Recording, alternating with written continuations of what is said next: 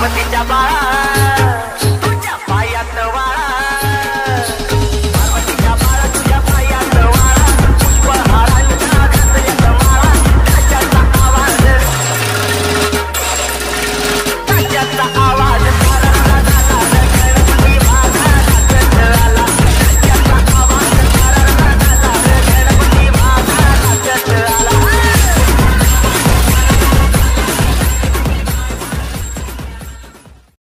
लाडली बहीण योजना आणली।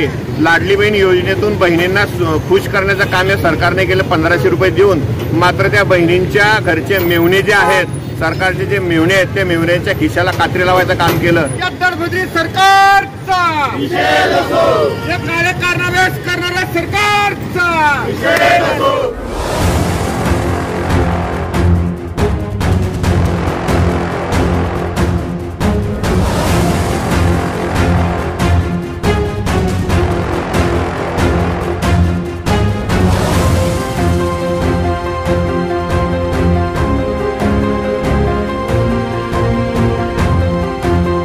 आज आम्ही दहीहंडी फोडलेले आहे, पापाचा गळा भरणार आहे आणि या सरकारची ज्या पद्धतीने दहीहंडी फुटली तशीच दहीहंडी हे जनता फोडणार आहे।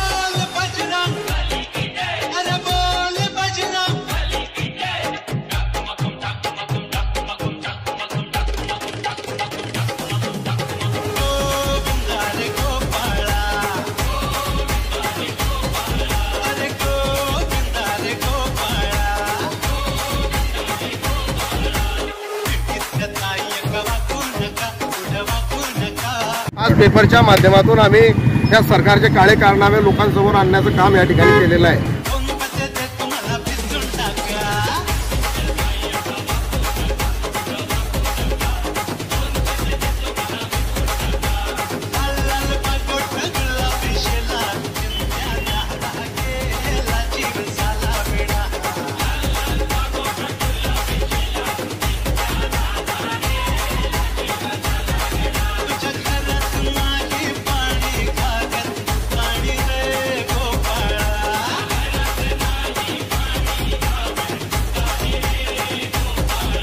दहीहंडी फोडलेली आहे। या भ्रष्टाचाराचा जो कळस झालेला आहे, त्या कळसाच्या लोकांच्या उद्रेकातून आम्ही हे दहीहंडी फोडलेली आहे आणि हाच उद्रेक येणाऱ्या विधानसभेत दिसणार असून येणाऱ्या विधानसभेमध्ये महाविकास आघाडीचं हे सरकार येणार आहे। या महाराष्ट्रातील महायुतीच्या सरकारच्या माध्यमातून संपूर्ण राज्यभर जे काळे कारनामे चालू आहेत, काळे कारनामे म्हणजे याच्यामध्ये भ्रष्टाचाराला खतपाणी घालणे,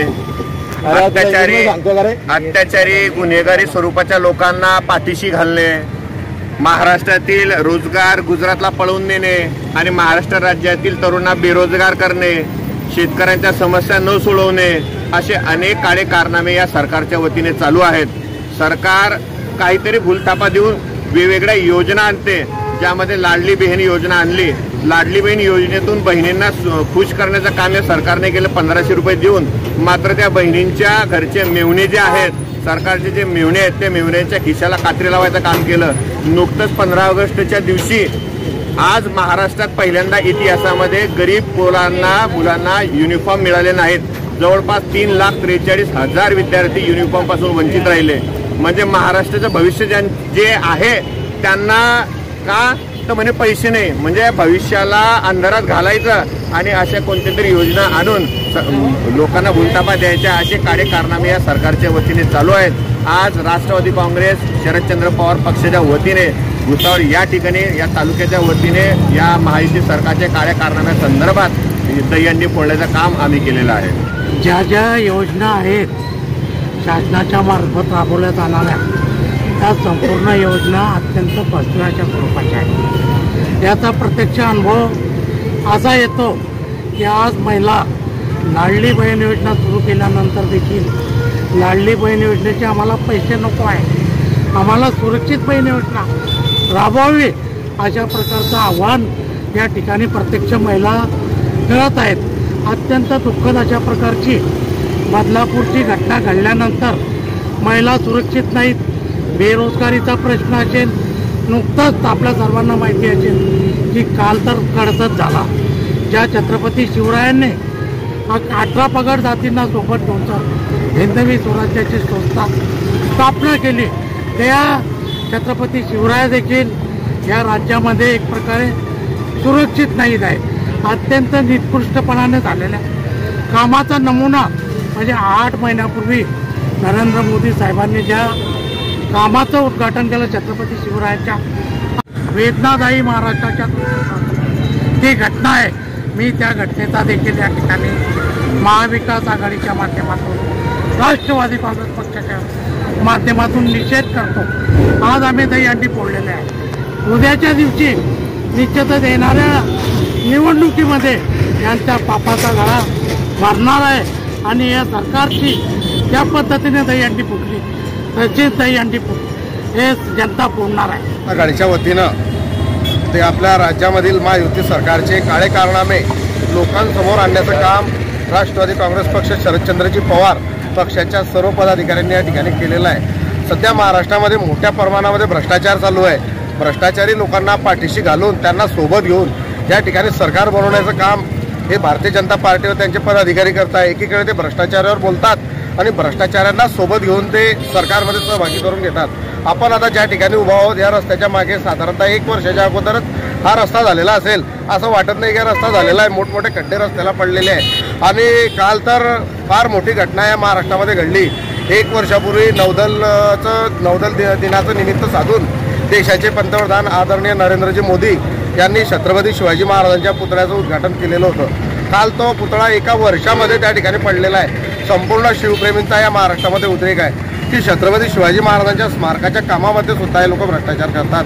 छत्रपती शिवरायांना याने सोडलं नाही तर देशातल्या व राज्यातल्या जनतेला काय सोडणार. बदलापूरमध्ये 15 दिवसापूर्वी फार मोठी घटना घडली. 4 वर्षाच्या बालिकेवर अविनाशपणे अत्याचार झाला. ती घटनेमध्ये त्या गुन्हेगारांवर गुन्हा दाखल करण्यासाठी त्यांनी 12 तास लावले आणि एकीकडे जे आंदोलन त्या ठिकाणी आंदोलन करत होते न्यायासाठी, त्या 300 आंदोलकांवर त्यांनी लगेच गुन्हे दाखल केले. असं हे गुन्हेगारांना पाठीशी घालणारं सरकार आहे. मी या सरकारचा आमच्या पक्षाच्या वतीनं, महाविकास आघाडीच्या वतीनं त्यांचा निषेध करतो आणि सर्वांनी या ज्या भ्रष्टाचाराची दहीहंडी फोडलेली आहे. येणाऱ्या काळात जेव्हाही महाराष्ट्रामध्ये विधानसभेच्या निवडणुका लागणार आहे तेव्हा यांचा भ्रष्टाचाराचा कळस व हंडी या ठिकाणी फुटणार आहे. आज पेपरच्या माध्यमातून आम्ही या सरकारचे काळे कारनामे लोकांसमोर आणण्याचं काम या ठिकाणी केलेलं आहे. मी एवढं बोलतो आणि जनतेलाही आवाहन करतो की यांच्या फसव्या भूलथापांना बळी पडू नका. आंतरराष्ट्रीय नाणेनिधीने यांच्या फसव्या योजनावर ताशेरे ओढलेले आहे की हे आपल्या महाराष्ट्रावर असलेलं 3 कोटीचं कर्ज आज 8 कोटीपर्यंत यांनी भ्रष्टाचार करून नेलेला आहे. मी या घटनेचा निषेध करतो आणि थांबतो.